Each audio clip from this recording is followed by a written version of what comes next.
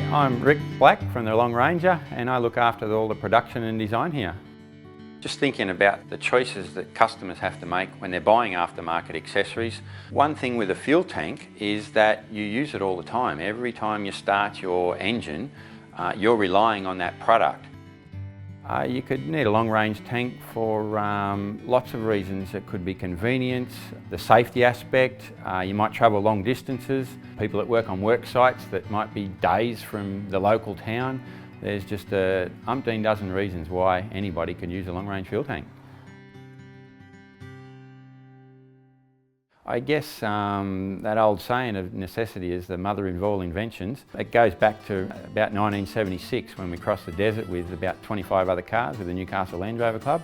Myself, my sister and Mum and Dad, we all slept inside the Range Rover, believe it or not, and Dad fashioned many devices and many ways of making the most of all of the room on the old Rangie.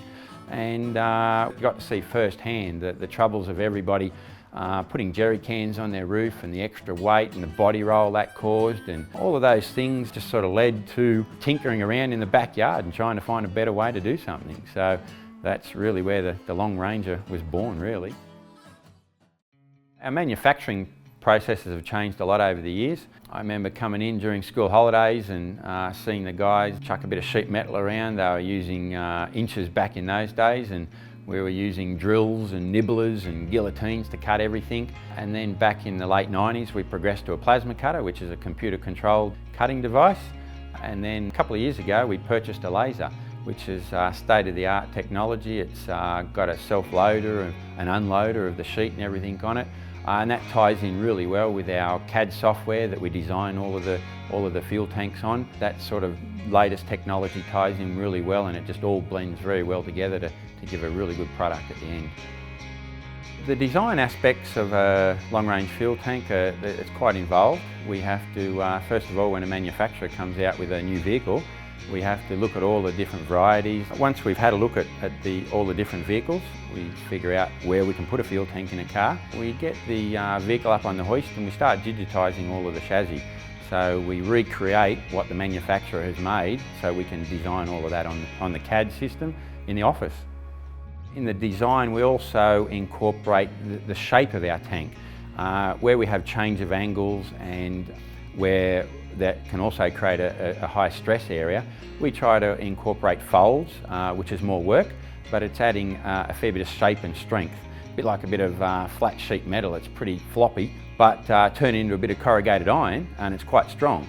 So we incorporate similar features with our tank by cross breaks and folds in certain areas where we're concerned about the stresses and that are in a fuel tank, because we're making a tank essentially that's as big as we can get in the vehicle, but it's not necessarily the ideal shape. Some of the designs that we have, they're quite complex. We're going in around floor pans and floor ribs and up over tail shafts and diffs and all sorts of places, and that ain't easy to do. And it's not necessarily the best structural strength, so we've got to build that strength back into our product. One of our design areas that we look at is also all the rules and regulations. Each state and territory is different, plus our tanks are exported around the world. One of the new rules that we have in Australia is if you put a bigger fuel tank on, you need to upgrade your carbon canister. So we've been busy designing this over the last couple of years and come out with our own design, and so you're not leaking hydrocarbons out into the atmosphere, depleting our ozone layer. These activated carbon are absorbing all of the fuel fumes. At the Long Ranger, we make a lot of stuff in-house. This twin filler that we use on a lot of our auxiliary fuel tanks is a good example of quite a complicated little piece of fabrication work that a lot of companies in this day and age go overseas and get made. But we like to try and keep as much stuff as we can local, and that's another example of employing local Australians to build a product that we actually export all around the world. With a fuel tank, you're relying on that every single time you start your car and drive down the road, so it's really important to have a good quality fuel tank to rely on.